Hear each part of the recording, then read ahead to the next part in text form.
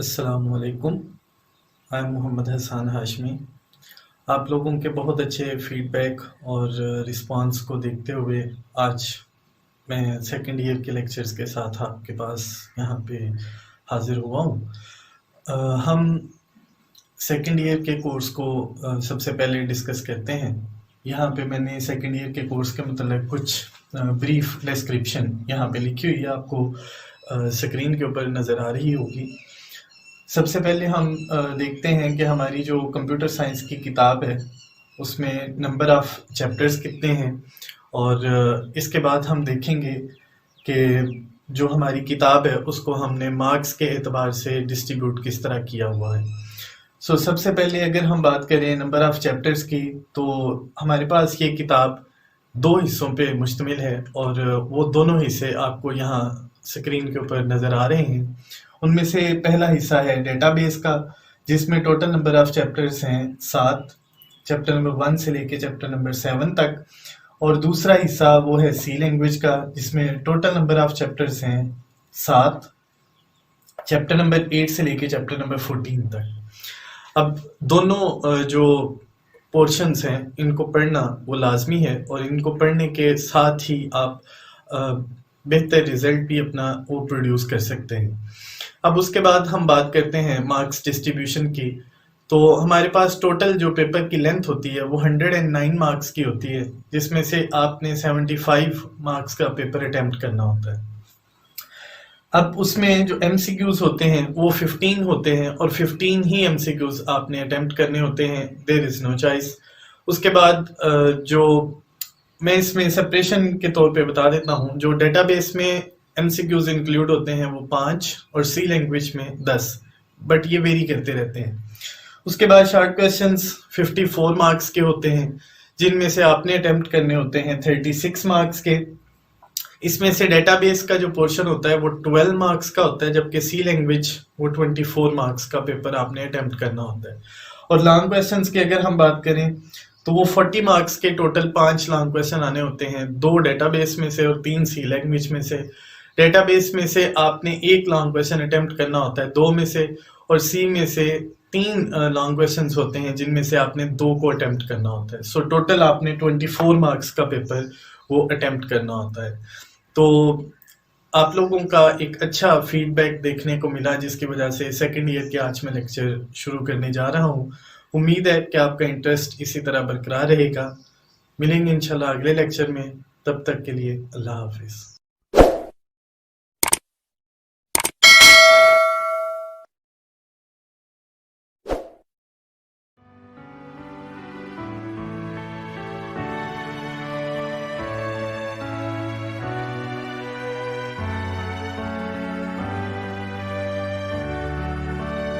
अस्सलामुअलैकुम। I am Mohammad Hasan Hashmi, और मैं आप लोगों के पास यहाँ पे सेकंड ईयर के कोर्स के साथ दोबारा फिर हाजिर हुआ हूँ। आप लोगों के एक अच्छे और पॉजिटिव फीडबैक और रिस्पांस की वजह से सेकंड ईयर के लेक्चर्स का आगाज़ आज से इंशाल्लाह वो मैं कर रहा हूँ। लास्ट टाइम लेक्चर के अंदर मैंने डिस्कस किया था कि हमारे पास जो पेपर है वो 75 मार्क्स की लेंथ का होता है। उसमें से तकरीबन 50 मार्क्स का पेपर आप लोगों का सी लैंग्वेज में से होता है, और सी चूँकि ज़्यादा इंपॉर्टेंट है इसलिए आज हम सी लैंग्वेज से इसका आगाज़ करने जा रहे हैं। जिस चैप्टर से आज मैं इस बात का आगाज़ करने जा रहा हूँ ये चैप्टर नंबर 8 और सी लैंग्वेज का पहला चैप्टर है, जिसका नाम है getting started with C language. और आज का हमारा जो टॉपिक डिस्कशन के लिए है वो है प्रोग्रामिंग लैंग्वेजेस। अब प्रोग्रामिंग लैंग्वेजेस को डिस्कस करने से पहले मैं थोड़ी सी बात करना चाहूँगा हिस्ट्री के ऊपर। इंसान की हमेशा से कोशिश वो ये रही है कि मैं अपने काम को आसान करने की कोशिश करूँ, और इस मकसद के लिए उसने मुख्तलिफ ज़रियों का इस्तेमाल किया। अब उन्हीं में से जब वो मुख्तलिफ ज़रिए ढूंढ रहा था तो इंसान ने मशीनों का आगाज़ किया, मशीनें बनानी शुरू कर दी। अब मशीन क्या चीज़ होती है? एक ऐसा कंपोनेंट जो इंसान को उसके काम करने में मुआवनत देता है, उसकी मदद करता है। बाय डिफ़ॉल्ट आपको स्क्रीन पे नज़र आ रहा है कि हमारे पास जो मशीनें हैं वो अब तक 2 मुख्तलिफ तरीक़ों से इन्वेंट की जा सकी हैं या उनको बनाया जा सका। कुछ ऐसी मशीनें हैं जो मैनुअली अपने टास्क्स को परफॉर्म करती हैं, और कुछ ऐसी हैं जिनको इलेक्ट्रॉनिक फॉर्म के अंदर अपने काम को मुकम्मल सर अंजाम देने की लिए इंसान ने बनाया हुआ है। जो मैनुअल मशीनें हैं उसमें ऑलमोस्ट आप यहाँ पे देख रहे हैं कोई भी प्रोग्रामिंग उसमें अवेलेबल नहीं है। वो सिंपल मैकेनिकल मशीन्स हैं, उनको मैनुअल तरीके से चलाया जाता है, जैसे सेविंग मशीन है। लेकिन कुछ ऐसी हैं जिनमें इंसान ने ऐसी सेट ऑफ इंस्ट्रक्शंस लिखी हुई हैं जिसकी वजह से वो मशीनें अपने टास्क को परफॉर्म करती हैं।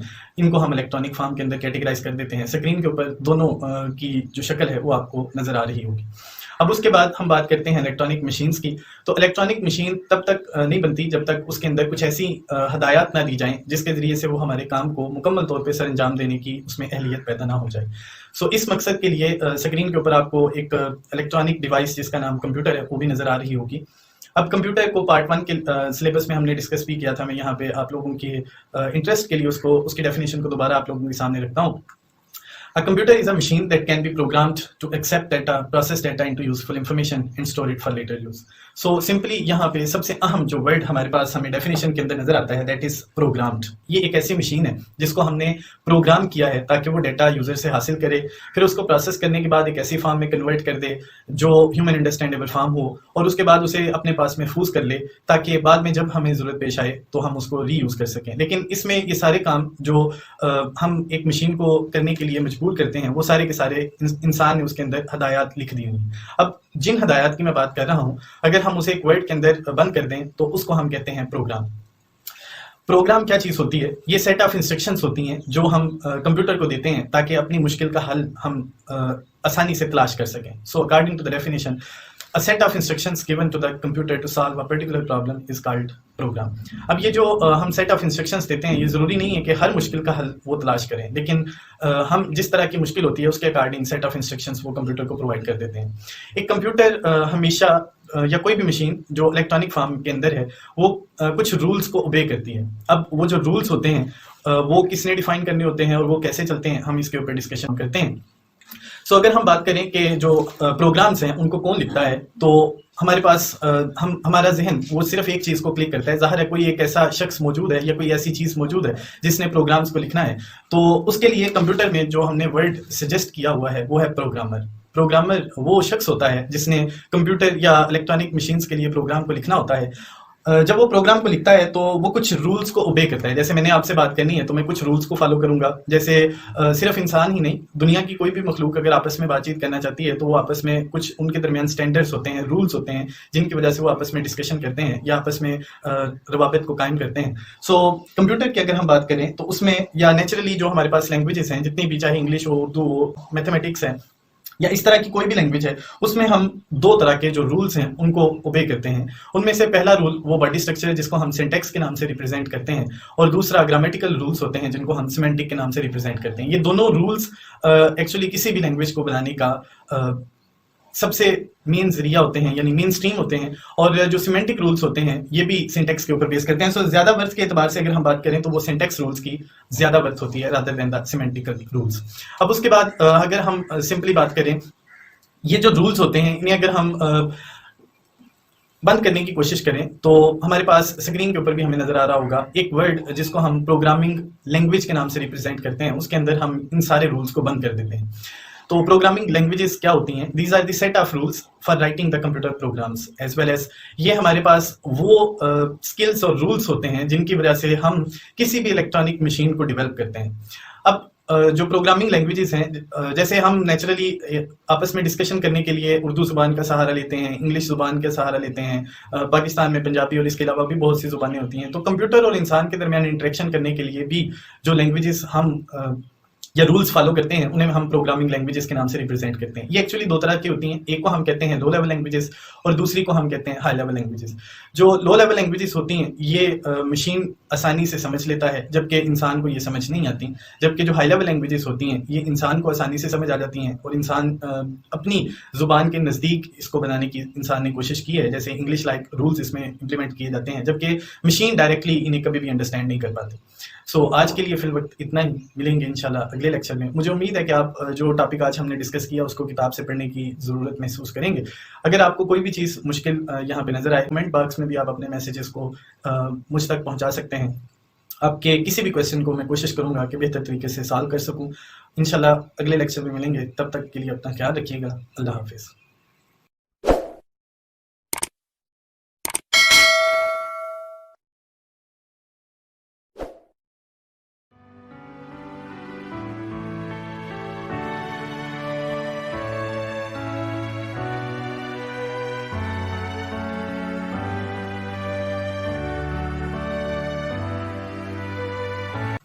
अस्सलाम वालेकुम। आई एम मोहम्मद हसन हाशमी और आज हम सी लैंग्वेज के सेकंड लेक्चर के साथ यहाँ पे हाजिर हुए हैं। लास्ट टाइम हमने जो डिस्कशन हमारी चल रही थी वो प्रोग्रामिंग लैंग्वेजेस के ऊपर थी और मैंने बताया था कि ये वो सेट ऑफ रूल्स होते हैं जो कंप्यूटर प्रोग्राम लिखने के लिए इस्तेमाल होते हैं। इंसान ने मशीन के साथ राब्ता करने के लिए इन रूल्स को डेवलप किया। वो दो तरह से हैं, एक को हम कहते हैं लो लेवल लैंग्वेजेस और दूसरे को हम कहते हैं हाई लेवल लैंग्वेजेस। ये दो रूल्स हैं जो जिनके ज़रिए से इंसान मशीन तक अपनी बात को पहुंचा भी सकता है और मशीन उन इंस्ट्रक्शंस को जो इंसान की तरफ से आती हैं उनको मैनिपुलेट करने के लिए अपनी तरफ से कोशिश भी करती है। अब अगर हम बात प्रोग्रामिंग लैंग्वेजेस की करें तो प्रोग्रामिंग लैंग्वेजेस को सेपरेट करने के बाद हमारे पास कुछ ऐसी लैंग्वेजेस आ जाती हैं जो सिर्फ मशीन आसानी से समझ सकती है, इंसान उन्हें आसानी से नहीं समझ सकते। हम उन्हें लो लेवल लैंग्वेजेस के नाम से रिप्रेजेंट करते हैं।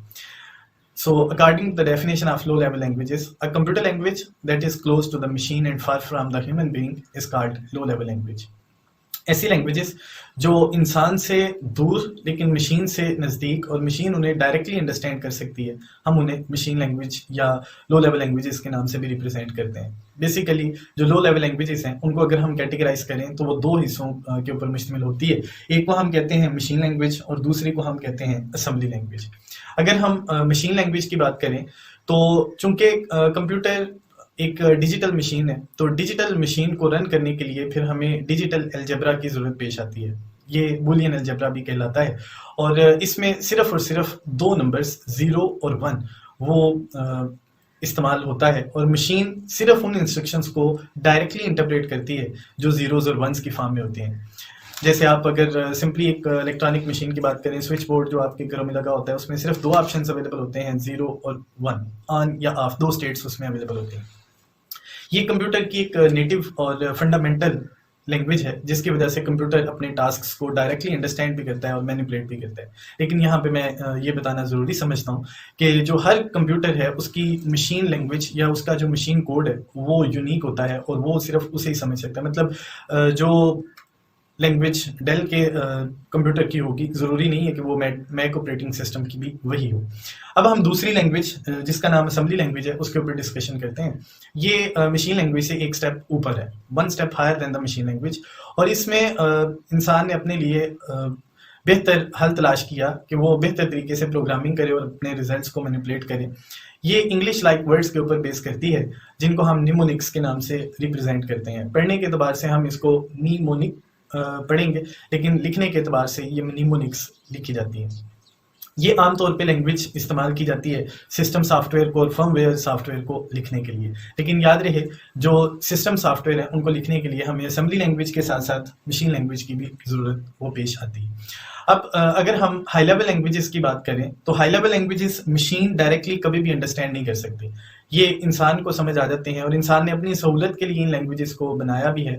सो हम सिंपली कह सकते हैं these are the languages that are near to human and far from the machine, and machine cannot directly understand these types of languages and the code that is written inside these languages. So हर language का अपना rule होता है जिसके मुताबिक उसने अपने set of operations को इम्प्लीमेंट करना होता है और परफॉर्म करना होता है, इस मकसद के लिए कि हम जो कोड हमने लिखा उसको मशीन को समझा सकें। हमें एक ऐसे प्रोग्राम की ज़रूरत पेश आती है जिसको हम ट्रांसलेटर कहते हैं, जो हमारी बात मशीन को समझाए और मशीन जो बात समझे उसके ऊपर ऑपरेशंस को एग्जीक्यूट करे। ये हमारा आइंदा लेक्चर भी होगा। लेकिन यहाँ आपको कुछ एग्जांपल्स वो हाई लेवल लैंग्वेजेस की नज़र आ रही हैं, जैसे बेसिक सी, सी प्लस प्लस, जावा, पास्कल, कोबोल, फोर्ट्रान और इस तरह की और बहुत सी लैंग्वेजेस हैं जो रिसेंटली भी हम इस्तेमाल करते हैं जिनके ज़रिए से हम मशीन के ऊपर जो कंप्यूटर है उसके ऊपर प्रोग्राम लिखते हैं। अब हम थोड़ी सी बात करते हैं हाई लेवल लैंग्वेज की करैक्टरिस्टिक्स के ऊपर, इसकी खसूसियात क्या होती हैं। ये एक आसान फहम लैंग्वेज होती है जो किसी भी प्रोग्रामर को आसानी से समझ आ जाती है और वो इसको सीख सकता है। सो हम सिंपली कह सकते हैं सीखना इसको बहुत आसान है। उसके बाद इसमें स्टैंडर्डाइज्ड सिंटैक्स होता है। स्टैंडर्डाइज्ड सिंटैक्स से मुराद ये होता है कि इसमें जो रूल्स हैं चूंकि वो पहले से डिफाइन होते हैं तो हम उन रूल्स को ओबे करते हैं, फॉलो करते हैं और उसके नतीजे में हमने प्रोग्राम को लिखना होता है और ये हर जगह पे एक जैसे होते हैं, ये चेंज नहीं होते। जैसे अगर मैं अपने घर में बैठ के हैश इंक्लूड के जरिए से सी लैंग्वेज का प्रोग्राम लिख रहा हूँ तो आप भी अपने घर में बैठ के हैश इंक्लूड से ही लिखेंगे। इसका मतलब है कि उसका सिंटैक्स डिफाइन है, आपने उसी सिंटैक्स को फॉलो करना है। उसके बाद इसमें एरर को डिटेक्ट करना ये आसान होता है rather than the machine language और असेंबली लैंग्वेज। इसमें जो कंपाइलर और इंटरप्रेटर अवेलेबल होते हैं उनके ज़रिए से हम आसानी से किसी भी एरर को, किसी भी बग को ट्रेस कर सकते हैं। उसके बाद इस लैंग्वेज को सीखने के लिए हमें हार्डवेयर का डीप नॉलेज होना ज़रूरी नहीं है। आपको मतलब मैं अगर एक हार्डवेयर इंजीनियर नहीं हूँ, तो मैं सिंपली मुख्तलिफ तरह की जो लैंग्वेजेस हैं उनको सीख के कंप्यूटर के ऊपर प्रोग्राम लिख सकता हूँ। सो इसके लिए ज़रूरी नहीं है कि आपको हार्डवेयर की हर चीज़ का पता होना चाहिए। So deep knowledge is not required for learning high level language. उसके बाद हम बात करते हैं कि इसकी कैरेक्टरिस्टिक्स में ये मशीन इंडिपेंडेंस होती है। कोई भी जो हाई लेवल लैंग्वेज है वो मोस्टली मशीन इंडिपेंडेंट होती है। मशीन इंडिपेंडेंट से मुराद ये है कि अगर मैंने कोई प्रोग्राम लिखा, जैसे कि आगे चल के लिखूंगा भी, और वो मैं आप लोगों को प्रोवाइड कर देता हूँ, आप उसे अपने कंपाइलर पे चेक करते हैं तो वो आसानी से वहाँ पे रन भी करेगा और एग्जीक्यूट भी करेगा और कंपाइल भी होगा। सो होना ये चाहिए था मशीन इंडिपेंडेंट। अगर वो ना होता तो वो सिर्फ मेरी मशीन पे चलना चाहिए था, मेरे लैपटॉप पे, मेरे कंप्यूटर पे चलना चाहिए था, आपके कंप्यूटर पे नहीं था चलना चाहिए, लेकिन वो चलता है। इसके बाद इसमें बहुत से प्रोग्रामर होते हैं, जैसे मैं एक प्रोग्रामर हूँ। अब जब मैंने आपको ये कोर्स पढ़ाना है तो इसके बाद आपने भी एक प्रोग्रामर बन जाना है। फिर कल को आप आगे किसी के साथ बातचीत करेंगे और कल को आप किसी को पढ़ाएंगे तो वो भी प्रोग्रामर बन जाएगा। सो इसमें बहुत से प्रोग्रामर्स मौजूद होते हैं किसी भी हाई लेवल लैंग्वेज में। अब उसके बाद इसमें जो प्रोग्राम लिखे जाते हैं उनकी लेंथ बड़ी शार्ट और आसानी से समझ आ जाने वाली होती है। सो हम सिंपली कह सकते हैं कि the programs that are written inside high level language are shorter than the machine language and assembly language as well. उसके बाद हम अगर हाई लेवल लैंग्वेजेस में से बात करें कि हमारा जो सिलेबस है वो कौन सा है, तो जो एग्जांपल्स यहाँ पे आपको नजर आ रही हैं उनमें से जो सी लैंग्वेज है ये हमारा सिलेबस है, और चैप्टर नंबर 8 से लेके चैप्टर नंबर 14 तक वो ऑलमोस्ट हमने इसको पढ़ना है। तो सबसे पहले आज हम देखते हैं कि इसके एडवांटेजेस क्या हैं और इन एडवांटेजेस को हम सी लैंग्वेज ही में क्यों देखते हैं। अगर सिंपली मैं बात करूं तो सी लैंग्वेज, चूंकि ये आगाज़ में जब कंप्यूटर के ऊपर अभी नया नया काम होना शुरू हुआ था और कंप्यूटर में ऑपरेटिंग सिस्टम्स को लिखा जा रहा था, तो चूंकि उस वक्त ये लैंग्वेज बनी थी, इसलिए ये बाद में आने वाली जितनी भी लैंग्वेजेस हैं उनके लिए एक मेन रोल प्ले करती है और उनकी मदर लैंग्वेज के तौर पे ये लैंग्वेज सामने आई थी। सबसे पहले हम बात करते हैं कि वाई सी लैंग्वेज ही क्यों। उसकी बुनियादी वजह ये है कि इसका जो स्ट्रक्चर है वो वेल डिफाइंड है। सारी चीज़ें पहले से इसके अंदर जो इसके प्रोग्रामर्स थे, जो इसको बनाने वाले इन्वेंटर थे, उन्होंने इसके अंदर सारी चीज़ें पहले से डिफाइन करके रख दी हैं। सो इसका स्ट्रक्चर वो वेल डिफाइंड है। दूसरी इसमें ये खूबी भी है और खामी भी है कि ये केस सेंसिटिव है। केस सेंसिटिव से मुराद होता है कि इसमें जो चीज़ें आपने लिखनी है वो सारी की सारी लोअर केसेस में लिखनी है, स्मॉल एबीसी में लिखनी है। आप कैपिटल लेटर्स इसमें इस्तेमाल नहीं करेंगे, ये इसकी रिस्ट्रिक्शन में शामिल है। बाज़ औक़ात ये फ़ायदेमंद भी होती है और बाज़ औक़ात ये फ़ायदेमंद नहीं साबित होती।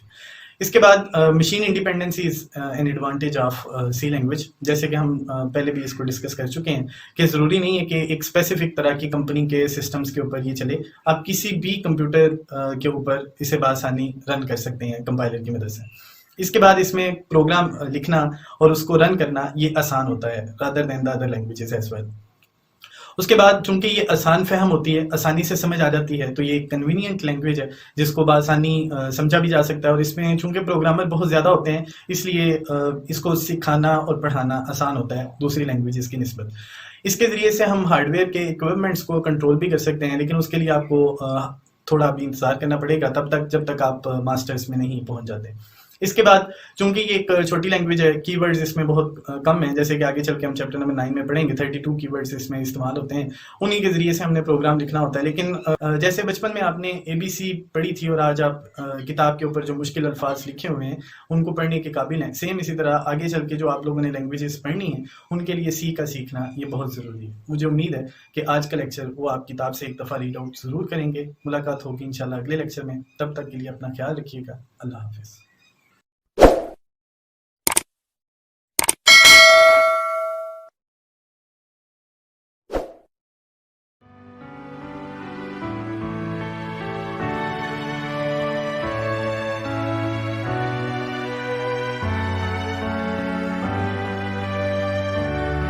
अस्सलामुअलैकुम जी। तो स्टूडेंट्स कैसे हैं आप?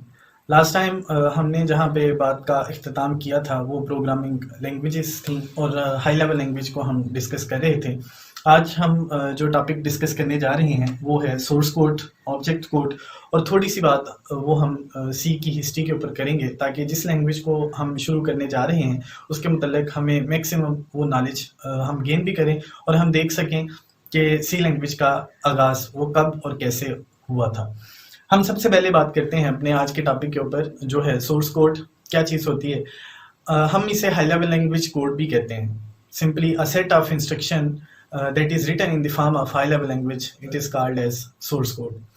कंप्यूटर कभी भी जो इंस्ट्रक्शंस हैं जो सोर्स कोड में या हाई लेवल लैंग्वेज में लिखी होती हैं उन्हें डायरेक्टली अंडरस्टैंड नहीं करता। तो हम कह सकते हैं कि source code can not be executed by the computer directly.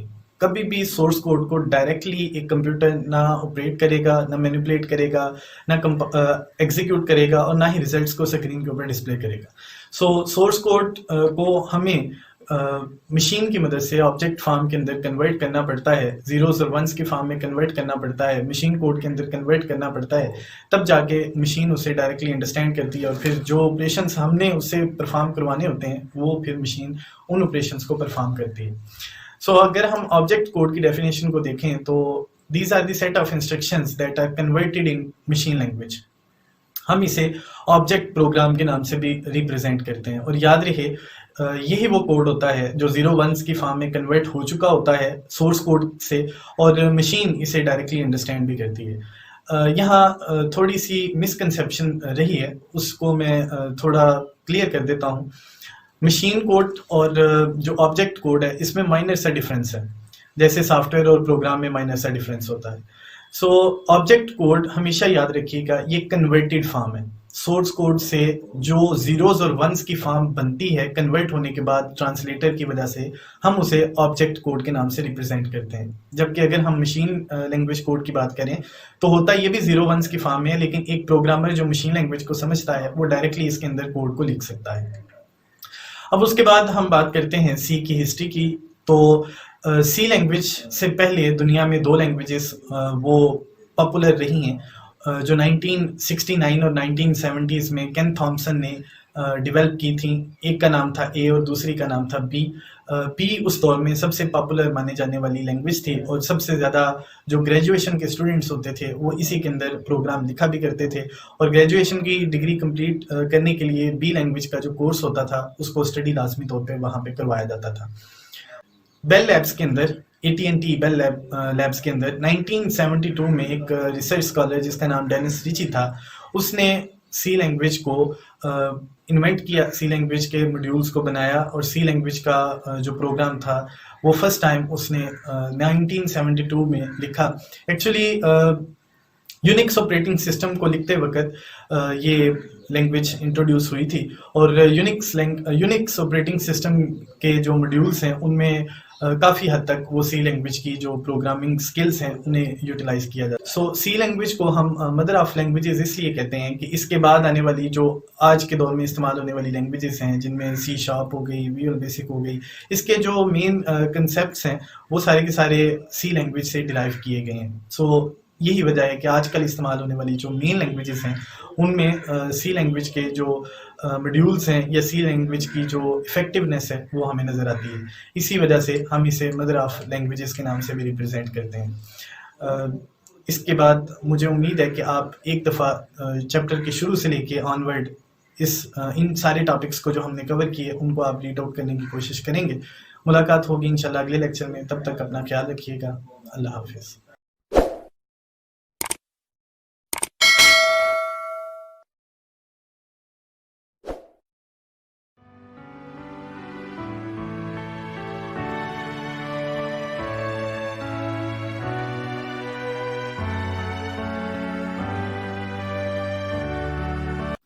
अस्सलामुअलैकुम, आई एम मोहम्मद हसन हाशमी और आज हम जिस टॉपिक को डिस्कस करने जा रहे हैं ये है लैंग्वेज ट्रांसलेटर। इस टॉपिक को समझाने से पहले मैं बात थोड़ी सी एग्जांपल से शुरू करता हूँ। बिलफर्ज आप समझें कि मुझे फ्रांसीसी ज़ुबान आती है और आपको फ्रांसीसी ज़ुबान नहीं आती, तो मैंने अपनी बात आप तक पहुँचानी है। इस बात को आप तक पहुँचाने के लिए मुझे दरमियान में कोई एक ऐसा सोर्स चाहिए जिसकी वजह से मैं अपनी बात आपको समझा सकूं, और अगर आपने भी मुझसे बात करनी है तो आप भी दरमियान में कोई ऐसा सोर्स चाहेंगे जिसकी वजह से आप उर्दू जुबान से मेरे साथ फ्रांसीसी जुबान तक मैसेज को पहुंचा सकें। हम दोनों को जो दरमियान में वे ऑफ इंटरेक्शन है वो रिक्वायर्ड है, और कंप्यूटर में भी ऑलमोस्ट जब हम एक लैंग्वेज से दूसरी लैंग्वेज या अपनी बात जो हम कंप्यूटर या मशीन तक पहुंचाना चाहते हैं, उस मकसद के लिए हमें दरमियान में एक ऐसा प्रोग्राम रिक्वायर्ड होता है जिसको हम लैंग्वेज ट्रांसलेटर के नाम से रिप्रेजेंट करते हैं, जो हमारी बात मशीन को समझाता है और मशीन की बात वो हमें समझाता है। सो हम इसको लैंग्वेज ट्रांसलेटर के नाम से रिप्रेजेंट करते हैं, और हम इसको लैंग्वेज प्रोसेसर के नाम से भी रिप्रेजेंट कर सकते हैं। अब इसकी डेफिनेशन मैं आपको बताता हूं। It is a system software that converts the code written in high level language और assembly language into computer understandable form.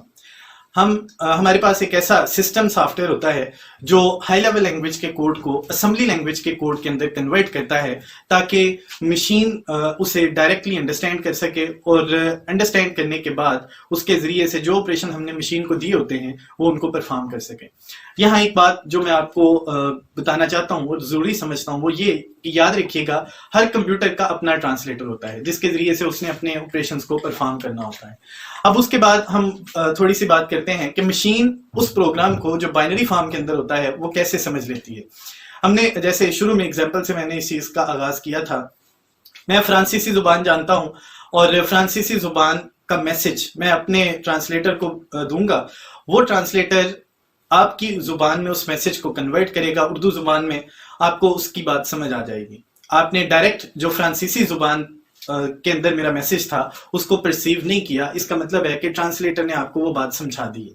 अब आप उर्दू जुबान में कोई मैसेज ट्रांसलेटर को बताते हैं तो ट्रांसलेटर उस मैसेज को मुझ तक फ्रांसीसी जुबान के अंदर कन्वर्ट करके वो मुझे बता देता है। इसका मतलब है जो दरमियान वाला रोल प्ले किया वो सिर्फ और सिर्फ एक लैंग्वेज को दूसरी लैंग्वेज में कन्वर्ट करना और मैसेज को आसान फहम बनाना है। Computer can only understand machine code, ये हम शुरू में ही पार्ट 1 में भी इसको डिस्कस किया था। अब दोबारा फिर हमें इस चीज के मतलब अवेयरनेस है कि कंप्यूटर को सिर्फ एक ही जुबान आती है और वो जीरोज और वंस की फॉर्म में होती है। So a code written in high level language और assembly language can not be run directly on the computer. एक ऐसा कोड जो हाई लेवल लैंग्वेज के अंदर लिखा होता है या असेंबली लैंग्वेज के अंदर, वो मशीन के ऊपर डायरेक्टली कभी भी एग्जीक्यूट नहीं हो सकता। It must be converted into machine code. उसे लाजमी तौर पे हमने मशीन लैंग्वेज के अंदर या जीरो वंस की फॉर्म के अंदर कन्वर्ट करना है, तब वो उसे एग्जीक्यूट करता है, अदरवाइज वो उसको एग्जीक्यूट हरगिज नहीं कर सकता। इस मकसद के लिए हमें जो ट्रांसलेटर्स हमारे पास दस्तयाब होते हैं उनमें पहले नंबर पे है कंपाइलर, जो सबसे फ्रीक्वेंट और सबसे ज्यादा इस्तेमाल होता है।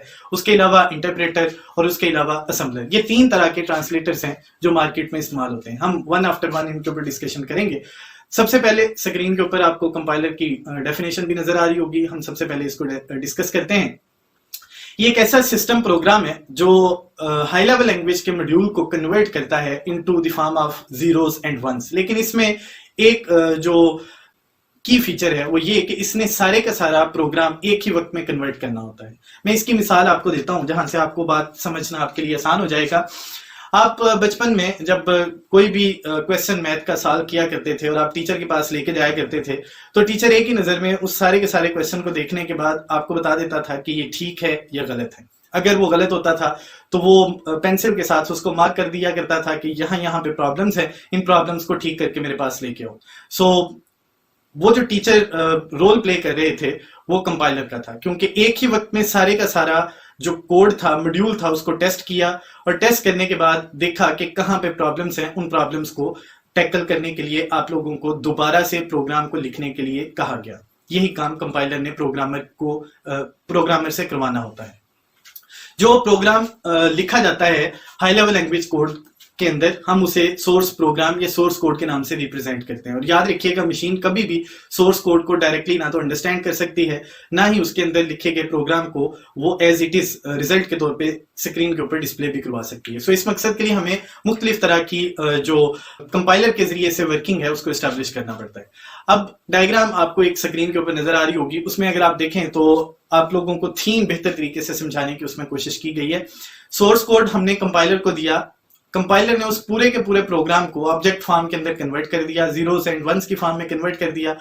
अगर दरमियान में सिंटैक्स एरर मौजूद नहीं थे तो अगर दरमियान में सिंटैक्स एरर आ जाते हैं तो कभी भी ऑब्जेक्ट फाइल या ऑब्जेक्ट प्रोग्राम नहीं बनेगा।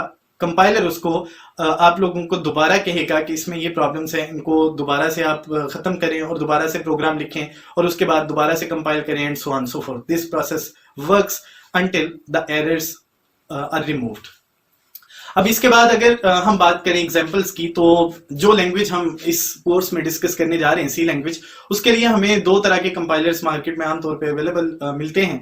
उनमें टर्बो C++ है, डेव C++ है, उसके अलावा भी ऑनलाइन कंपाइलर्स अवेलेबल हैं, लेकिन हम उन कंपाइलर्स की बात नहीं करते। जो मोस्ट पॉपुलर कंपाइलर्स हैं वो टर्बो और डेव हैं। आप लोगों के सिलेबस में टर्बो के कंपाइलर की इंस्टॉलेशन वो सारी की सारी मेंशन है, हम इंशाल्लाह उसको लेक्चर में डिस्कस भी करेंगे, लेकिन मैं आपको रिकमेंड करूंगा कि आप लोग डेव का कंपाइलर यूज करें, क्योंकि आगे चल के जब आप लोगों ने बैचलर्स या मास्टर में जाना है तो वहां पे आमतौर पे डेव इस्तेमाल किया जाता है। इसके बाद हम बात करते हैं हमारा जो अगला ट्रांसलेटर है, दैट इज इंटरप्रेटर। इंटरप्रेटर क्या चीज होती है? ये एक ऐसा प्रोग्राम है, सिस्टम लेवल प्रोग्राम है, जो एक ही स्टेटमेंट को मशीन फॉर्म के अंदर कन्वर्ट करता है। ये कंपाइलर की तरह नहीं होता कि एक सारे प्रोग्राम को कन्वर्ट कर दिया और उसके बाद ऑब्जेक्ट फाइल जनरेट कर दी, बल्कि इसने सिर्फ एक वक्त में एक स्टेटमेंट को एग्जीक्यूट करना होता है। और अगर उस स्टेटमेंट में कोई प्रॉब्लम नहीं है, कोई सिंटैक्स एरर नहीं है, तो इसने ऑब्जेक्ट फाइल बनाने के साथ साथ आउटपुट डिस्प्ले करनी होती है। लेकिन अगर इसमें कोई प्रॉब्लम आ जाती है तो जिस लाइन पे प्रॉब्लम आती है, इंटरप्रेटर सिर्फ उसी लाइन की तरफ लेके जाता है, अगली किसी लाइन की तरफ उसको नहीं लेके जाता। अब अगर हम इसकी डेफिनेशन डिस्कस करें, स्क्रीन के ऊपर आपको वो नजर भी आ रही होगी। It is a program that converts one statement of a program into machine at one time. एक वक्त में सिर्फ एक स्टेटमेंट इसने कन्वर्ट करनी होती है। अगर उसमें कोई प्रॉब्लम नहीं आती तो हम अगली स्टेटमेंट में जा सकते हैं, लेकिन अगर प्रॉब्लम आ जाती है तो हम उस स्टेटमेंट को जब तक ठीक नहीं करते, इंटरप्रेटर हमें आगे फर्दर प्रोसीड करने की परमिशन वो नहीं देगा। अब इसकी मिसाल भी मैं आपको यहाँ वाजे कर देता हूं ताकि आप लोगों के लिए इसको समझना आसान हो जाए। इंटरप्रेटर की तरह, कंपाइलर की तरह ही इंटरप्रेटर में आप जब कोई लेसन प्रिपेयर करते हैं तो उस वक्त आप लोगों ने सिर्फ और सिर्फ एक लाइन एक वक्त में याद करनी होती है। अगर उस लाइन में आपको कोई मुश्किल दरपेश नहीं होती तो वो लाइन आप लोगों को बआसानी जहन में भी बैठ जाती है और आप लोगों के लिए उस लाइन को याद करना भी आसान होता है। अब इंटरप्रेटर में ये क्वालिटी है कि इसमें एरर्स को फाइंड आउट करना ये आसान होता है, लेकिन इसका जो डिसएडवांटेज है वो ये कि ये कंपाइलर की तरह बहुत ज्यादा एफिशिएंट नहीं है। इसकी वर्किंग वो कंपाइलर की तरह नहीं होती। सो विजुअल बेसिक आमतौर पे इंटरप्रेटर यूज करता है और वो लाइन बाय लाइन इंस्ट्रक्शंस को इंटरप्रेट करता है।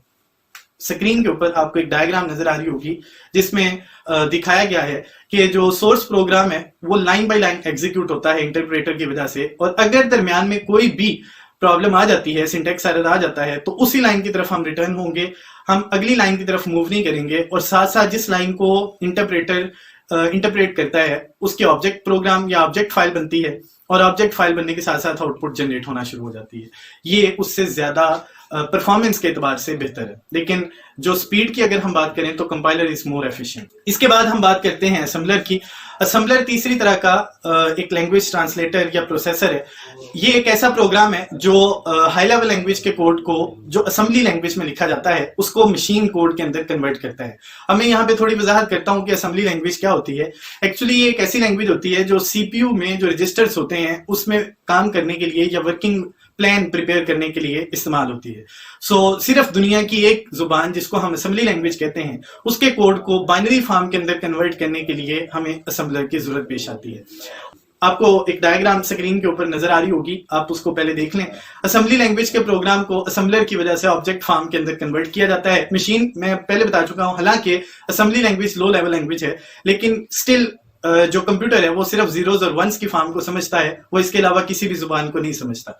ऑब्जेक्ट प्रोग्राम जो असेंबलर की वजह से कन्वर्ट हो चुका, जो असेंबली लैंग्वेज में लिखा था, ये काम करना असेंबलर की रिस्पॉन्सिबिलिटीज में शामिल है। अगर दरमियान में कोई रूल्स वायलेट नहीं होते, कोई प्रॉब्लम्स नहीं आती, तो तब ऑब्जेक्ट प्रोग्राम बनता है। अगर दरमियान में कोई वायलेशन रूल्स आ जाएं तो फिर दोबारा से असेंबली लैंग्वेज के प्रोग्राम को लिखने की जरूरत पेश आती है। आज के लिए फिर वक्त इतना ही। अपना ख्याल रखिएगा। मुलाकात होगी इंशाल्लाह अगले लेक्चर में। अल्लाह हाफिज।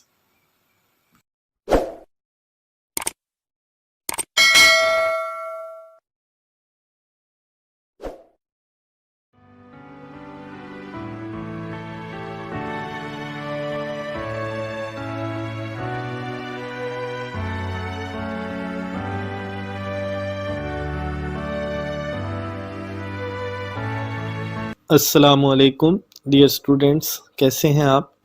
आज हम जिस टॉपिक को डिस्कस करने जा रहे हैं ये है कंपाइलर की इंस्टॉलेशन।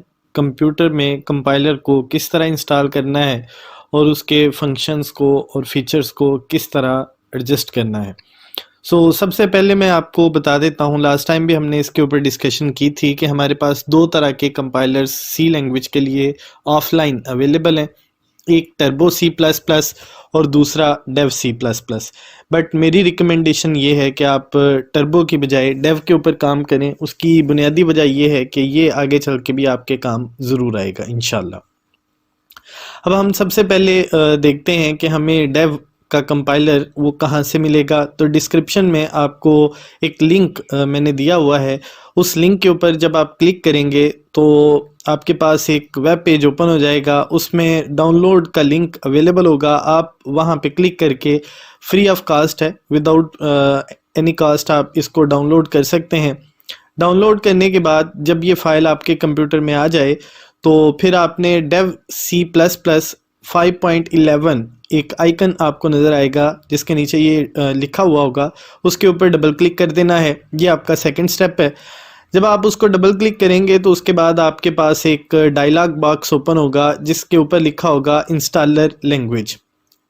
तो स्टूडेंट्स, आपने यहाँ पे सबसे पहले इंग्लिश लैंग्वेज का इंतखाब करना है। जब आप इंग्लिश लैंग्वेज का इंतखाब करने के बाद ओके के बटन के ऊपर क्लिक कर देंगे तो उसके बाद आप लोगों के पास एक और डायलॉग बॉक्स खुल के सामने आ जाएगा जिसमें टाइटल लिखा होगा लाइसेंस एग्रीमेंट। तो स्टूडेंट्स, इसमें लाइसेंस एग्रीमेंट पढ़ने की आपको ज़रूरत नहीं है। मोस्टली हमारे पास इतना टाइम नहीं होता कि हम इसके अंदर जितनी भी डिस्क्रिप्शन लिखी हुई है उस सारे को पढ़ें। तो आपने जस्ट यहाँ पे आई एग्री के ऊपर क्लिक कर देना है और क्लिक करने के बाद आपको एक और डायलॉग बॉक्स यहाँ पे नज़र आएगा। ये हमारा स्टेप नंबर 4 है और इसमें आपने ऊपर टाइटल में लिखा हुआ आपको नज़र आएगा चूज़ कंपोनेंट्स। अब इन कंपोनेंट्स में सबसे पहले आपसे पूछा जाएगा कि आप जो सी के या सी प्लस प्लस के अंदर इस्तेमाल होने वाली जो मुख्तलिफ लाइब्रेरीज़ हैं या मुख्तलिफ मॉड्यूल्स हैं उनको किस हद तक इंस्टॉल करना चाहते हैं, कितने वो कंटेंट्स आप इसमें रखना चाहते हैं।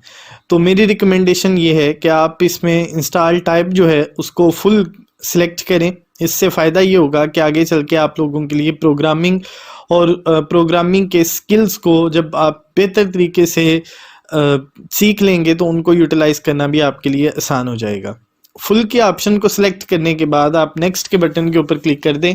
जब आप नेक्स्ट के बटन के ऊपर क्लिक करेंगे तो इंस्टॉलेशन वो होना स्टार्ट हो जाएगी, प्रोसेसिंग में आ जाएगी इंस्टॉलेशन, और उसमें ठीक 1 मिनट या 2 मिनट के बाद, डिपेंड्स ऑन योर कंप्यूटर, ये आपके कंप्यूटर में इंस्टॉल हो जाएगी।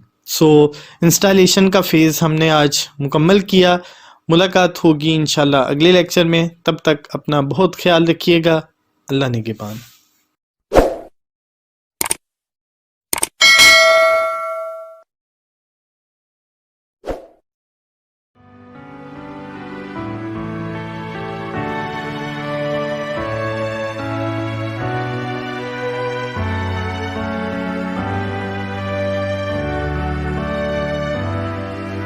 अस्सलामुअलैकुम डियर स्टूडेंट्स, कैसे हैं आप? तो लास्ट लेक्चर में हमने इंस्टॉलेशन सीखी थी। आज के लेक्चर में हम देखेंगे कि एक प्रोग्राम लिखने के बाद उसकी एग्जीक्यूशन को हम कैसे परफॉर्म करते हैं। सबसे पहले आपको अपने डेस्कटॉप के ऊपर डेव सी प्लस प्लस का ब्लू कलर का आइकन वो नज़र आ रहा होगा। आप सबसे पहले उसके ऊपर डबल क्लिक कर लें। जब आप उसके ऊपर डबल क्लिक करेंगे तो आपके पास मेन विंडो के ऊपर, जो डेस्कटॉप विंडो है उसके ऊपर आपको एक बड़ा सा डायलॉग बॉक्स वो अपीयर होता हुआ नज़र आएगा। वो एक विंडो की फॉर्म में खुल के सामने आ जाएगा। अब आपने सबसे पहले अपने पॉइंटर की मदद से, जिसको आप माउस की मदद से कंट्रोल कर रहे हैं, एरो हेड के साइन को आप फाइल के ऊपर लेके जाएंगे। जब आप उसे फाइल के ऊपर लेके जाएंगे, अब आपने फाइल के बटन को लेफ़्ट क्लिक के ज़रिए से ओपन कर लेना है।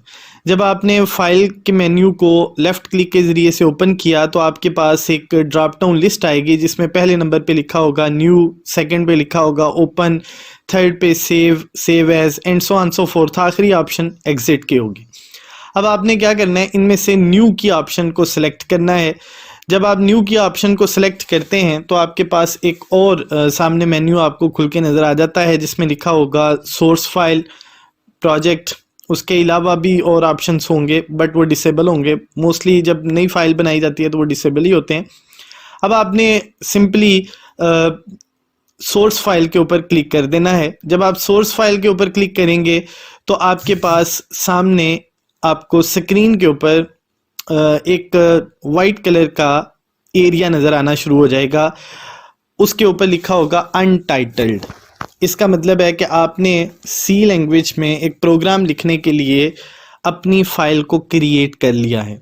अब आपने इसके बाद जो प्रोसेसेस हैं उनको इवैल्यूएट करना है। वो प्रोसेसेस कैसे इवैल्यूएट होते हैं हम इंशाल्लाह इसकी डिस्कशन अगले लेक्चर में ज़रूर परफॉर्म करेंगे। उसमें से कुछ कंटेंट्स मैं आपको इस लेक्चर के अंदर भी बताऊंगा। अब सबसे पहले आपने फाइल के ऊपर दोबारा क्लिक करना है और फाइल के ऊपर क्लिक करने के बाद फर्स्ट टाइम जब आप प्रोग्राम अपना लिखते हैं और लिखने के बाद आपने सेव एज की ऑप्शन को सिलेक्ट करना होता है। जब आप सेव एज के ऑप्शन को सिलेक्ट करते हैं तो आपके पास एक डायलॉग बॉक्स खुल के आपको सामने नज़र आ जाएगा स्क्रीन के ऊपर। अब आपने उस डायलॉग बॉक्स के अंदर सबसे पहले फाइल का नेम देना है, जो भी फाइल आप रखना चाहते हैं, और नीचे file type save type as के नाम से वो आपको .cpp और .c वो एक एक्सटेंशन बनी हुई होगी, उसमें आपने इसको महफूज कर देना है। अब आप सेव के बटन के ऊपर क्लिक करेंगे तो जो कंटेंट्स आपने लिखे होंगे वो सेव हो जाएंगे और जहाँ पे अनटाइटल्ड लिखा था अब वहाँ पे फाइल का नाम आपको, जिस फाइल के नाम से आपने उसको सेव किया वो आपको वहाँ पे नज़र आ रहा है। इसका मतलब है कि आप फाइल को सेव कर चुके हैं। इसके बाद हम इंशाल्लाह डिस्कशन परफॉर्म करते हैं। जी तो स्टूडेंट्स, हमने अभी स्टेजेस की बात की थी थोड़ी देर पहले। सो उन स्टेजेस में सबसे पहली स्टेज है कि हम डॉक्यूमेंट के अंदर यानी कंपाइलर के अंदर कुछ लिखें, कुछ कंटेंट्स दें, सी का प्रोग्राम लिखें, फिर उसको महफूज कर दें, फिर उसके बाद हमने उसको कंपाइल करना होता है, फिर लिंक करना होता है। ये सिस्टम ने खुद करना होता है, लोडिंग भी सिस्टम खुद ही परफॉर्म करता है, सिस्टम ने एग्जीक्यूशन परफॉर्म करनी होती है और उसके बाद जो रिजल्ट्स हैं वो हमें उसने स्क्रीन के ऊपर आउटपुट की फॉर्म में डिस्प्ले करके दिखाने होते हैं। अब हम सबसे पहले वाले फेजेस जो हम कर चुके, हमने एक फ़ाइल को क्रिएट किया था, फिर उसको सेव किया था। अब हम बात करते हैं कंपाइलिंग की। कंपाइलिंग क्या चीज़ होती है? एक ऐसा प्रोसेस है जिसमें हमने सोर्स प्रोग्राम को ऑब्जेक्ट प्रोग्राम के अंदर कन्वर्ट करना होता है। ये तो हम जानते ही हैं कि जो हम प्रोग्राम सेव करते हैं, अभी हमने थोड़ी देर पहले देखा, वो .c या .cpp की उसकी एक्सटेंशन बनती है। तो कंपाइलर ने एक्चुअली सोर्स प्रोग्राम को ऑब्जेक्ट प्रोग्राम के अंदर कन्वर्ट करना होता है, जैसे कि हमने गुज़िश्ता लेक्चर में भी इस चीज़ को देखा था। जब ऑब्जेक्ट फाइल बन जाती है तो उस फाइल को सिस्टम .obj फाइल के अंदर स्टोर करता है। अब कंपाइलिंग परफॉर्म होने के बाद लिंकिंग का एक प्रोसेस है जो परफॉर्म होता है। लिंकिंग क्या चीज़ होती है? ये एक ऐसा प्रोसेस है जिसने लाइब्रेरी फाइल्स को ऑब्जेक्ट प्रोग्राम के साथ लिंक करना होता है। याद रखिएगा, लाइब्रेरी फाइल लाजमी तौर पे ऑब्जेक्ट फाइल के साथ लिंक होगी तो एग्जीक्यूशन परफॉर्म होगी। अगर ऑब्जेक्ट फाइल के साथ लाइब्रेरी फाइल लिंक नहीं है तो कभी भी एग्जीक्यूशन परफॉर्म नहीं हो सकती। एक प्रोग्राम जो ऑब्जेक्ट प्रोग्राम के साथ एडिशनल लाइब्रेरी फाइल्स को जोड़ता है, हम उसे लिंकर के नाम से रिप्रेजेंट करते हैं। और याद रखिएगा, जब लिंकिंग परफॉर्म होती है तो फाइल .exe के अंदर कन्वर्ट हो जाती है, यानी exe फाइल बन जाती है और exe फाइल ही एग्जीक्यूटेबल फाइल कहलाती है। उसके बाद लोडिंग का फेज़ होता है। लोडिंग क्या चीज़ है? ये एक ऐसा प्रोसेस है जो एग्जीक्यूटेबल फाइल्स को मेमोरी के ऊपर लोड करवाने के लिए रिस्पॉन्सिबल होती है।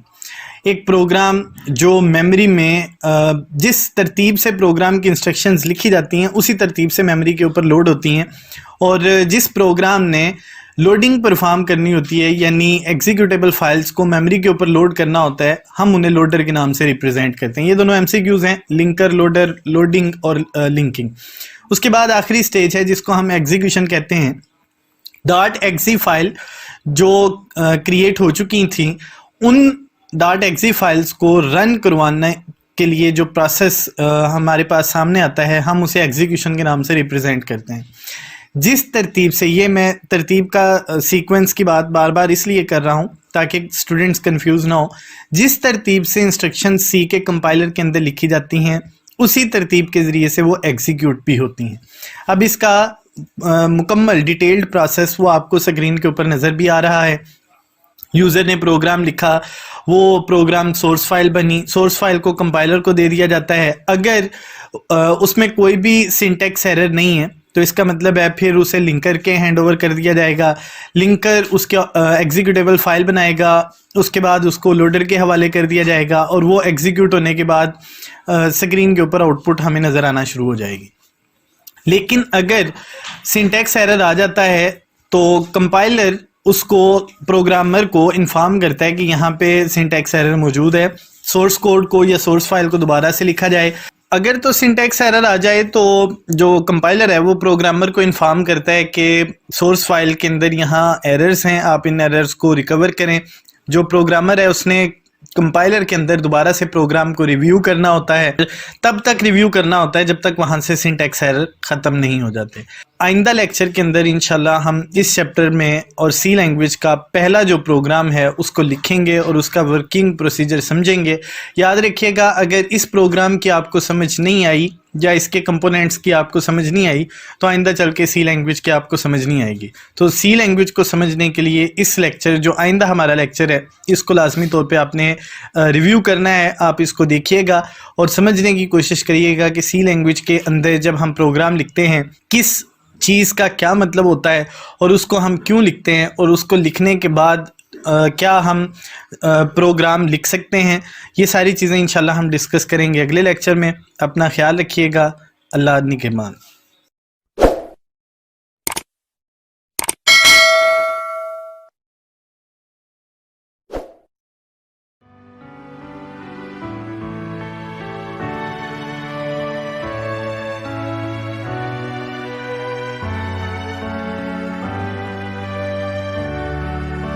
अस्सलामुअलैकुम, मेरा नाम मोहम्मद हसन हाशमी है और आज हम जिस टॉपिक को डिस्कस करने जा रहे हैं वो स्क्रीन के ऊपर आप लोगों को नज़र आ रहा होगा। हम जब प्रोग्राम लिखते हैं तो हमें मुख्तलिफ तरह की प्रॉब्लम्स फेस करनी पड़ती हैं और इन्हीं प्रॉब्लम्स को हम प्रोग्रामिंग लैंग्वेज के अंदर एरर के नाम से रिप्रेजेंट करते हैं। बाय डिफ़ॉल्ट जब हम प्रोग्राम लिख रहे होते हैं तो हमें 3 तरह की जो प्रॉब्लम्स हैं या एरर्स हैं उनको फेस करना पड़ता है। उनमें से पहले नंबर पे सिंटैक्स एरर, दूसरे नंबर पे लॉजिकल एरर और तीसरे नंबर पे रन टाइम एरर। सबसे पहले हम बात करते हैं what are the syntax error. Syntax error क्या है? जब प्रोग्राम लिखे जाते हैं तो शुरू में हमने डिस्कस किया था वो किसी ना किसी प्रोग्रामिंग लैंग्वेज के रूल को फॉलो करते हुए लिखे जाते हैं। अगर दरमियान में कहीं पे बॉडी स्ट्रक्चर के अंदर कोई प्रॉब्लम आ जाती है, बॉडी स्ट्रक्चर इसलिए मैं यहाँ पे नुमाया कर रहा हूँ कि शुरू में हमने पढ़ा था जब हम कोई भी प्रोग्राम लिखते हैं तो उसमें आमतौर पे हमें 2 तरह के रूल्स फॉलो करने पड़ते हैं, सिंटैक्स और सिमेंटिक। सो सिंटैक्स बॉडी स्ट्रक्चर होता है, तो बॉडी स्ट्रक्चर के अगर रूल्स वायलेट होते हैं तो ऐसे सिचुएशन में जो प्रॉब्लम हमें नजर आता है that is called as syntax error. According to the definition, if the rule in body structure are violated when the program is written, then that type of errors are called as syntax error. जो last कुछ lectures से पहले हमने बात की थी translator के ऊपर, शायद आपको जहन में हो, तो ट्रांसलेटर में हमने देखा था कि उसने एक हाई लेवल लैंग्वेज के प्रोग्राम को कन्वर्ट करना होता है मशीन लेवल लैंग्वेज कोड के अंदर। सो ट्रांसलेटर की रिस्पॉन्सिबिलिटी होती है कि वो सिंटैक्स एरर्स को फाइंड आउट करे और वजह बताए कि जो सिंटैक्स एरर जनरेट हुआ है ये किस वजह से जनरेट हुआ है। एक प्रोग्राम कभी भी कंपाइल नहीं होता अगर उसमें दरमियान में कहीं पे भी सिंटैक्स एरर वो नुमाया हो या सिंटैक्स एरर लिखा जाए या सिंटैक्स एरर आ जाए तो प्रोग्राम किसी सूरत में भी कंपाइल नहीं हो। अब उसके बाद अगर हम सिंटैक्स एरर की एग्जांपल देखें तो स्क्रीन के ऊपर भी आपको लिखा हुआ नजर आ रहा होगा, कहीं बॉडी स्ट्रक्चर के अंदर अगर हमें सेमीकोलन हमारा मिस हो जाए तो सेमीकोलन मिस हो जाएगा तो ऐसी सिचुएशन में सिंटैक्स एरर जनरेट होगा, प्रोग्राम कंपाइल नहीं होगा, एग्जीक्यूट नहीं होगा, रिजल्ट डिस्प्ले नहीं करेगा। अगर हमने स्पेल लिखने थे, स्पेलिंग्स में मिस्टेक हो जाती है, जैसे हमने फार लिखना था, फार लूप लगाने के लिए जो चैप्टर नंबर 12 में हम डिस्कस करेंगे इंशाल्लाह, तो फार में हमने लिख दिया FORR। जब हमने लिखा FORR तो FORR कभी भी कंपाइलर उसको नहीं समझ सकेगा। जब उसको समझ नहीं सकेगा तो वो वहां पे एक सिंटैक्स एरर प्रोड्यूस कर देगा। उसका मतलब होगा कि कंपाइलर को यहाँ पे इस वर्ड की समझ नहीं आई, बॉडी स्ट्रक्चर डिस्टर्ब है, तो बॉडी स्ट्रक्चर को डिस्टर्ब होने से बचाना ये प्रोग्रामर की रिस्पॉन्सिबिलिटी होती है। दूसरी तरह के जो एरर्स हमें फेस करने पड़ते हैं, they are called as logical error.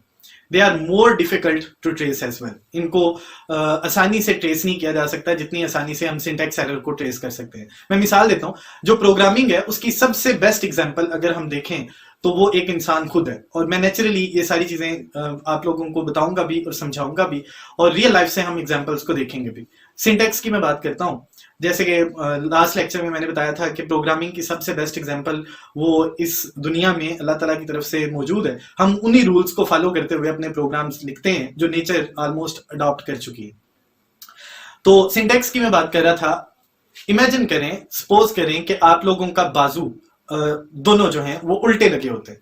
तो ऐसी सिचुएशन में क्या होता, आप लोगों के बॉडी स्ट्रक्चर में प्रॉब्लम आ जाती, तो that type of error are also considered as syntax error. लेकिन कुदरत ने जब भी प्रोडक्शन करनी होती है, दरमियान में सिंटैक्स एरर ऑलमोस्ट नहीं आते होते। इनको डिटेक्ट करना मुश्किल इसलिए होता है कि ये ना सिर्फ रन टाइम के दौरान आते हैं बल्कि पुअर स्किल्स की वजह से आते हैं। जो प्रोग्रामर है वो अपने पुअर लॉजिक की वजह से कोई भी अगर दरमियान में प्रॉब्लम जनरेट कर देता है तो हम इसको लॉजिकल एरर कहते हैं, क्योंकि इसको रिव्यू करना या इसको देखना कि कहां पे कौन सी प्रॉब्लम किस चीज की वजह से जनरेट हो रही है, ये थोड़ा मुश्किल काम है। According to the definition of these types of error, it executes and display unexpected and wrong results. ये जो हम सोच रहे होते हैं उन जैसा रिजल्ट ये कभी भी प्रोड्यूस नहीं करते। That is why they are called as logical error. हम इसीलिए इन एरर्स को लॉजिकल एरर के नाम से भी रिप्रेजेंट करते हैं। कंपाइलर इन एरर्स को इग्नोर कर देता है और प्रोग्राम को वो क्रैश नहीं करता, क्योंकि इंस्ट्रक्शन जो लिखी हैं वो तो ठीक लिखी हुई हैं, लेकिन there may be some problem.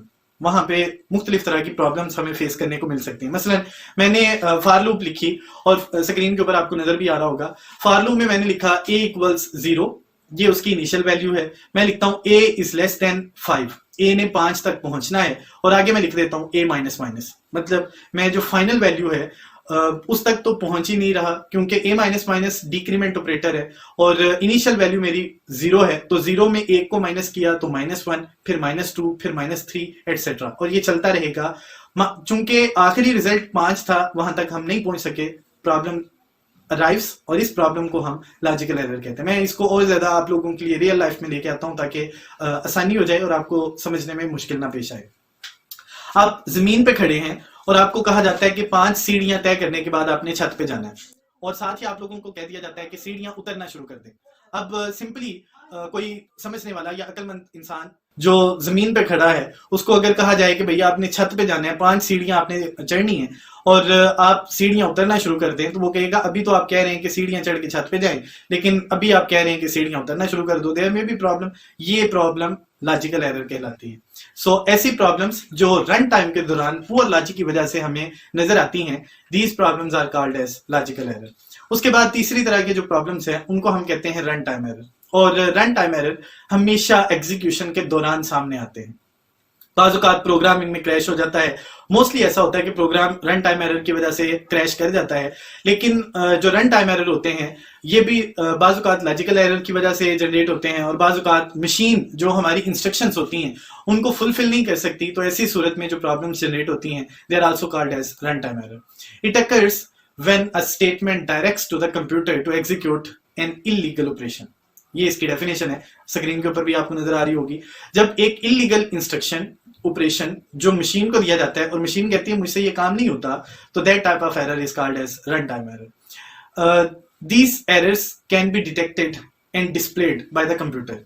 ये दोनों जो ये एरर्स हैं इनको डिटेक्ट और डिस्प्ले ये मशीन ने करना होता है, नॉट अ यूजर। ये आमतौर पे रॉन्ग इंस्ट्रक्शंस को इंटरप्रेट करते हुए या कंपाइल करते हुए रिजल्ट्स को जनरेट करती है। मैं इसकी सिंपल एग्जांपल देता हूं। आप लोगों के पास कैलकुलेटिंग मशीन कैलकुलेटर अवेलेबल है, तो आप लिखें उसके ऊपर। सो जब आप लिखेंगे तो आपको कैलकुलेटर की स्क्रीन के ऊपर एक मैसेज वो जनरेट होता हुआ नजर आएगा जहां पे लिखा होगा मैथ्स एरर। वो क्यों लिखा हुआ नजर आता है, उसकी वजह यह है in mathematics number can not B divided on 0। हम नंबर को 0 के ऊपर डिवाइड नहीं कर सकते। सो जब नंबर 0 पे डिवाइड नहीं होगा तो ऐसी सिचुएशन में अगर आप करने की कोशिश करते हैं कोई भी नंबर 0 पे डिवाइड, मशीन कहती है मुझसे ये काम नहीं होता, तो जब मशीन उस ऑपरेशन को जो रॉन्ग इंस्ट्रक्शन है उसको अपनी तरफ से रन करने की कोशिश कर रही होती है लेकिन उससे रन नहीं होता, तो that type of error is called as run time error. इंशाल्लाह अगले लेक्चर में मुलाकात होगी। मुझे उम्मीद है कि आप जो लेक्चर आज का हमने डिस्कस किया उसको आप रिव्यू करने की कोशिश करेंगे बुक से। अगर इसमें कोई भी प्रॉब्लम आप फेस करते हैं तो आप कमेंट बॉक्स में मेरे साथ डिस्कशन कर सकते हैं। Till that time, Allah Hafiz.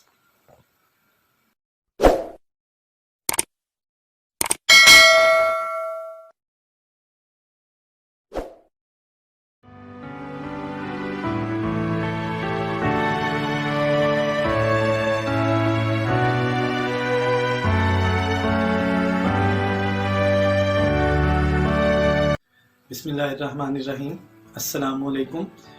I am Mohammad Hasan Hashmi और आज इस चैप्टर के आखिरी लेक्चर के साथ मैं आपके पास यहाँ पे मौजूद हूँ। आज हमने जो डेफिनेशंस डिस्कस करनी है उनमें सबसे पहले नंबर पे है बग। क्या चीज़ होती है? एक ऐसा एरर जो कंप्यूटर प्रोग्राम के अंदर जब प्रोग्राम लिखा जाता है तो उस वक्त हमें फेस करना पड़ता है, हम उसे बग के नाम से रिप्रेजेंट करते हैं। लास्ट टाइम हमने लेक्चर के अंदर देखा था कि हमारे पास 3 तरह के प्रॉब्लम्स या 3 तरह के एरर वो जनरेट हो सकते हैं जब हम एक प्रोग्राम लिखते हैं। ये तीनों तरह के जो प्रॉब्लम्स होते हैं हम इन्हें भी बग के नाम से कंसीडर करते हैं। अब बग अगर रियल लाइफ में मैं इसकी एग्जांपल दूं तो रियल लाइफ में आप इसको इस तरह समझ सकते हैं कि एक ऐसी चीज जिसकी वजह से आप बीमार हो जाते हैं उसको हम बग कहते हैं। अब उस बग को कंप्यूटर से निकालने का जो प्रोसेस होता है इसको हम डीबग के नाम से रिप्रेजेंट करते हैं। सो डीबग क्या है? एक ऐसा प्रोसेस जिसमें प्रॉब्लम को फाइंड आउट किया जाता है और फिर उसको रिमूव किया जाता है, हम इसे डिबग के नाम से रिप्रेजेंट करते हैं। अगर प्रोग्राम डिबग होता है तो फिर ही प्रोग्राम अपनी स्टेटमेंट्स को एग्जीक्यूट करवाता है और उसके नतीजे में आउटपुट स्क्रीन के ऊपर नजर आती है। अगर किसी भी तरह से कोई भी प्रोग्राम उसमें बग्स मौजूद हैं तो प्रोग्राम कभी भी अपने रिजल्ट्स को प्रॉपरली डिस्प्ले नहीं कर सकता। इसके बाद हम प्रोग्रामिंग स्किल्स की बात करते हैं। ये हमारे पास इस चैप्टर का आखिरी टॉपिक है। हमारे पास टोटल 2 तरह की प्रोग्रामिंग स्किल्स होती हैं जो आमतौर पे प्रोग्राम लिखने के लिए हम इस्तेमाल भी करते हैं और हमें उनकी ज़रूरत भी पेश आती है। उनमें पहली नंबर पे जो प्रोग्रामिंग स्किल है वो है अनस्ट्रक्चर प्रोग्रामिंग और दूसरे नंबर पे हमारे पास जो स्किल है वो है स्ट्रक्चर प्रोग्रामिंग। अनस्ट्रक्चर प्रोग्रामिंग से मुराद होता है जितना भी हमारा प्रोग्राम है वो सारे का सारा एक जगह पे इकट्ठा लिखा जाता है और हम उसको सिंपली कह सकते हैं entire logic of the program is implemented in a single module और इन अ सिंगल फंक्शन। सारे का सारा जो प्रोग्राम होता है वो एक जगह पे इकट्ठा लिखा जाता है और इस प्रोग्राम में आमतौर पे जो इफेक्टिवनेस होती है, अंडरस्टैंडेबिलिटी होती है या इसमें मॉडिफिकेशन करने की ऑप्शन होती है, इसको डिबग करने की ऑप्शन होती है, वो बहुत कम होती है। सो अनस्ट्रक्चर्ड प्रोग्राम ये लिखने में आसान लेकिन एफिशिएंसी के एतबार से, इसमें से एरर को निकालने के एतबार से ये मुश्किल होता है। मैं इसकी मिसाल इस तरह देता हूँ, जैसे आपने रजिस्टर बनाया होगा जहां पे आप अपने लेक्चर्स को नोट करते हैं, मैथ्स का, उर्दू का, इंग्लिश का, फिजिक्स, उसके बाद कंप्यूटर साइंस। ये सारे सब्जेक्ट्स अगर आपने एक ही पेज के ऊपर लिखे हुए हैं या आपने एक ही रजिस्टर के ऊपर सबका काम इकट्ठा किया हुआ है तो आप लोगों को ट्रेस करते हुए बड़ा मुश्किल होगा कि कहाँ पे मैंने कौन सा काम किया हुआ है। ये एक सिंपल एग्जांपल है अनस्ट्रक्चर्ड प्रोग्रामिंग की। Entire program is written in a single module. सारा कुछ एक सिंगल मॉड्यूल के अंदर लिखा हुआ है। मैं इसके और ज्यादा अगर रियल लाइफ एग्जांपल में इसकी मिसाल दूं तो आप लोग घरों में आप सिंपली अगर आप झाड़ू देते हैं तो झाड़ू देने के बाद जो सारा कचरा है, मुख्तलिफ तरह का कचरा, वो सारा इकट्ठा हो जाता है और आप उसे डस्टबिन में डाल देते हैं। अब अगर आपको कहा जाए कि डस्टबिन में से कोई फलां चीज निकाली जाए तो आप लोग सारी डस्टबिन को ढेलेंगे, फिर उसमें से सर्च करना शुरू कर देंगे। आपको उस स्पेसिफिक चीज तक पहुंचना आपके लिए मुश्किल हो जाएगा। That is unstructured programming. अब दूसरे नंबर पे जो हमारे पास प्रोग्रामिंग स्किल है that is structured programming. Structured programming में हमने क्या करना होता है, बजाय इसके कि हम सिंपली एक मॉड्यूल प्रिपेयर करें जिसमें हमने सारे का सारा प्रोग्राम लिखना है, हम उसकी जगह पे छोटे छोटे प्रोग्राम लिखते हैं और उन प्रोग्राम्स को मेन प्रोग्राम से कॉल करवा देते हैं। हम इसको सिंपली फंक्शन कॉल भी कहते हैं। अगर दोनों की एग्जांपल हम रियल लाइफ से देखें, मैं इसकी डेफिनेशन आपके सामने बाद में रखता हूँ, दोनों की एग्जांपल मैं पहले रखता हूँ ताकि समझना आसान हो जाए। कुदरत ने ये चीज हमारे अंदर पहले से रखी हुई है, अनस्ट्रक्चर्ड प्रोग्रामिंग की स्किल भी और स्ट्रक्चर्ड प्रोग्रामिंग की स्किल भी।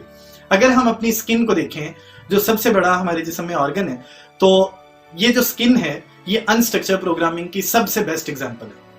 इंटायर लॉजिक, मुकम्मल एक ही हमारे पास जो स्किन का मॉड्यूल है वो अवेलेबल है।